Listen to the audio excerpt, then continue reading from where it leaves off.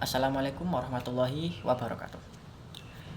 Halo teman-teman, pernahkah kalian membaca sebuah novel, cerpen, atau puisi? Kemudian seolah-olah kalian berada di dunia yang berbeda. Seolah-olah kalian merasakan apa yang dialami oleh tokohnya. Nah, pengalaman tersebut merupakan salah satu bentuk kekuatan dari sastra. Saya Abdullah Zufar Mahfud dengan NIM 030204250251, Prodi Sastra Indonesia kelas A. Mari kita bahas. Secara sederhana, sastra merupakan karya seni yang menggunakan bahasa sebagai medianya. Bentuk dari karya sastra sendiri bermacam-macam, seperti novel, cerpen, puisi, hingga drama. Dengan menggunakan bahasa yang indah dan bermakna, sastra mampu menyampaikan sebuah gagasan, perasaan, maupun pengalaman hidup manusia. Tapi, sastra bukan hanya sekedar cerita atau rangkaian kata yang indah. Sastra juga merupakan sebuah cerminan kehidupan. Banyak karya sastra yang lahir dari pengalaman nyata manusia, baik tentang cinta, perjuangan, konflik sosial, hingga pencarian makna hidup. Oleh karena itu, ketika kita membaca sebuah karya sastra, sebenarnya kita sedang belajar memahami makna kehidupan dengan sudut pandang yang berbeda. Selain sebagai cerminan kehidupan, sastra juga memiliki beberapa fungsi yang lain. Yang pertama, sebagai estetika.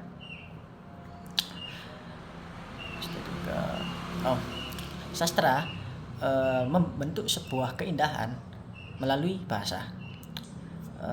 Dalam puisi misalnya, penyair sering menggunakan sebuah perumpamaan, metafora, simbol-simbol, atau bahkan permainan bunyi untuk membuat sebuah keindahan. Nah, keindahan bahasa inilah yang membuat sebuah karya sastra menjadi lebih hidup dan dapat menyentuh emosi penikmatnya atau pembacanya. Kedua, ada sebagai sarana edukatif atau pendidikan. Banyak karya sastra yang mengandung nilai-nilai kehidupan, seperti moral, sosial, hingga religi.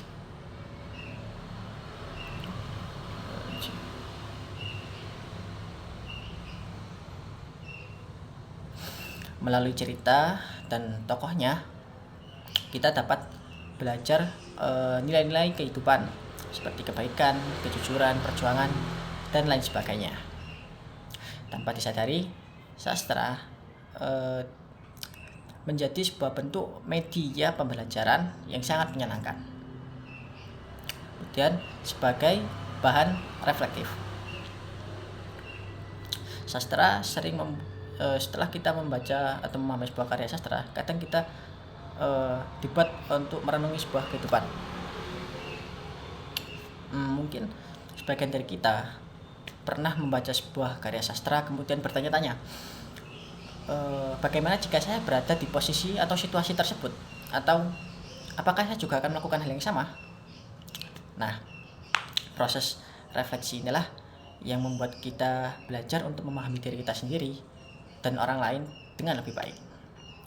Selain fungsi-fungsi tersebut, sastra juga memiliki fungsi sosial, yaitu tidak sedikit karya sastra yang mengkritik kondisi masyarakat, seperti ketidakadilan, kemiskinan, dan atau penyalahgunaan kekuasaan. Melalui cerita, tokoh, atau simbol-simbol yang digunakan, pengarang dapat mengungkapkan kritik sosial dengan cara yang lebih halus namun tetap kuat. Nah, sebenarnya karya sastra ini tidak luput dari kehidupan kita sehari-hari. Mendengarkan musik yang kita senangi, mendengarkan cerita rakyat yang turun temurun dari nenek kakek kita, dan hingga dialog drama yang sering kita lihat. Untuk memahami karya-karya sastra tersebut secara mendalam, kita memerlukan yang namanya apresiasi sastra, yaitu sebuah proses atau cara memahami dan menilai sebuah karya sastra.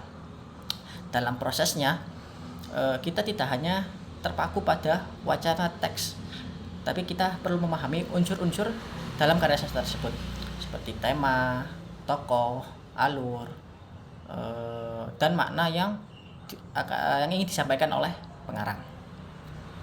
Nah, jadi pada akhirnya sastra bukan hanya sekedar kata-kata, namun sastra merupakan pengalaman manusia dan proses atau cara memahami kehidupan.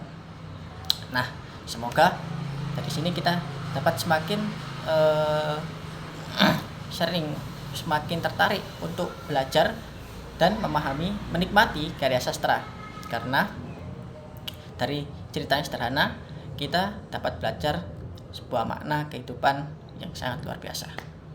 Oke, terima kasih, itu saja dari saya.